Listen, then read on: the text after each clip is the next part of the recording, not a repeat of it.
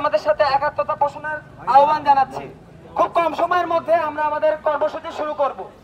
প্রত্যেকটা বার অনুষ্ঠানের আগে আমাদেরকে এরকম ভাবে ডমিনেট করা হয়। প্রত্যেকটা বার আমরা কি চেয়েছি?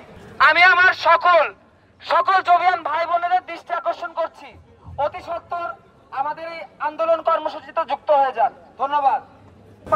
কিন্তু এই সাথে করে ক্যাম্পাসে এটা 10 ফিট বাই 10 ফিট মন্দির কি তাও সম্ভব না? অবশ্যই সম্ভব, কিন্তু এই প্রশাসন কোনোভাবে সেটা মানতেন না। তারা যে অসাম্প্রদায়িক চেতনার বাংলাদেশ তার বিরুদ্ধে দাঁড়িয়ে কথা বলছে। আমরা যখন বিভিন্ন পূজার অনুমতি আনতে চাই তারা বারবার না করে দেয়।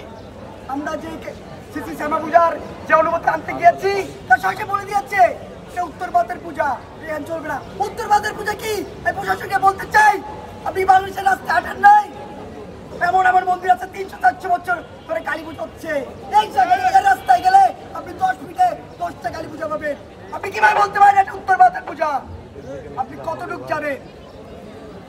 আমরা বিশ্ববিদ্যালয়ে এসেছি, আমাদের চর্চা হওয়ার কথা ছিল বিশ্ব কেন্দ্রিক, আমাদের চিন্তা ভাবনা হওয়ার কথা ছিল সার্বজনীন, কিন্তু আমরা সেটা করতে পারি নাই। আমরা আমাদের চিন্তা ভাবনাকে একটা জায়গায় কুক্ষিগত করে রেখেছি। এই চেতনা অসাম্প্রদায়িক বাংলাদেশের চেতনা এটা প্রতিফলন করতে হবে আমাদের মন্দির স্থাপনের মাধ্যমে। শুধু মন্দির নয়, সকল ধর্মের মানুষ, আমার বৌদ্ধ ভাই, খ্রিস্টান ভাই, আদিবাসী করতে চাই। আপনার মাত্রা তত্ত্ব করতে যে এই বাংলা তার কোনো প্রমাণ কি আপনার কাছে আছে?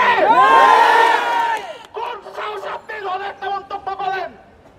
এই বাংলার যে ইতিহাস, ঐতিহ্য, সংস্কৃতি, এই বাংলার যে হারমোনি, এই বাংলার যে অসাম্প্রদায়িকতা, এটা আপনার বাপদাদা তৈরি করে নাই, এটা আমাদের বাপদাদা বহুকাল ধরে কষ্ট করে তৈরি করছে।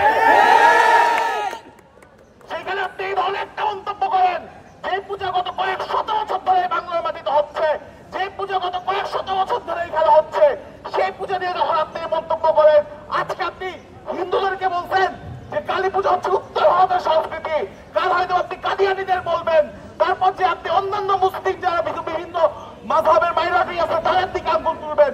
তার কারণ বিভাজন, নতুন করে বিভাজন আনে, বিভাজন কখনো ইউনিটি তৈরি করে না।